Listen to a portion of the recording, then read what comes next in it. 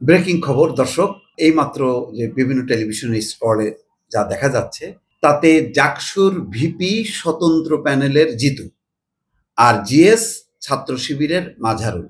অন্তত কিছুটা হলেও শিবিরের যে বিজয় রথ শুরু হয়েছিল জাহাঙ্গীরনগর বিশ্ববিদ্যালয়ে জিতুর ভিপি হওয়ার মধ্য দিয়ে সেটা একটু থামলো, যদিও এজিএস জিএস অন্যান্য বলতে গেলে সবগুলো পদেই সম্ভবত এখন ছাত্র শিবিরের জয় জয়কার, এবং সেখানে তার স্লোগানের আওয়াজ শুনলেই বুঝতে পারবেন ভিন্ন মাত্রার স্লোগান হচ্ছে জাকসুর বা জাহাঙ্গীরনগর বিশ্ববিদ্যালয়ের যে সিনেটের। যাই হোক, খবরটা হলো এই, জাহাঙ্গীরনগর বিশ্ববিদ্যালয় কেন্দ্রীয় শিক্ষার্থী সংসদ নির্বাচনে সহসভাপতি পদে স্বতন্ত্র প্যানেলের আব্দুর রশিদ জিতু ও সাধারণ সম্পাদক পদে ছাত্র শিবির সমর্থিত প্যানেলের মাজারুল ইসলাম নির্বাচিত হয়েছেন।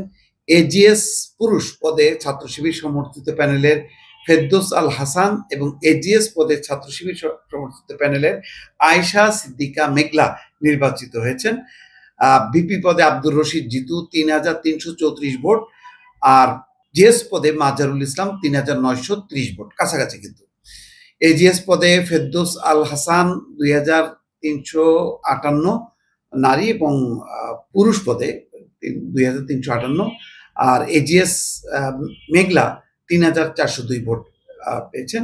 যাই মোটামুটি এই বহুল আলোচিত মানে ৩ দিন পর ফল ঘোষণা হলো। শেষ পর্যন্ত ছাত্রদল ধোপেই টিকতে পারেনি, ৫টা প্যানেল নির্বাচন বর্জন করেছে। বহুল বিতর্কিত, এর মধ্যে একজন শিক্ষক মারা গেছেন, মৃত্যুবরণ করেছেন এই ধকল সইতে না পেরে। বেশ কয়েকজন শিক্ষক নির্বাচনী কার্যক্রম থেকে হাত গুটিয়ে নিয়েছেন।